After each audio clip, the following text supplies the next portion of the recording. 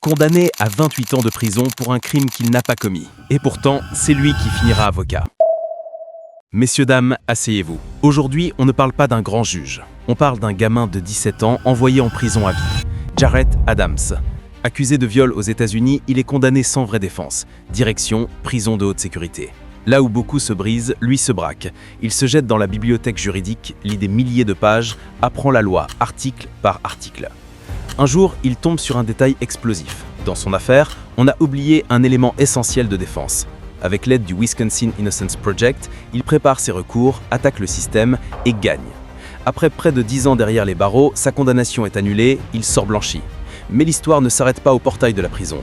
Jarrett reprend des études, décroche son diplôme de droit, devient avocat, puis ouvre son propre cabinet pour défendre ceux que la justice a écrasés comme lui.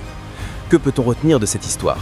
Que même quand tout semble jouer contre toi, tu peux transformer une condamnation en vocation et faire de ta blessure l'arme qui protège les autres.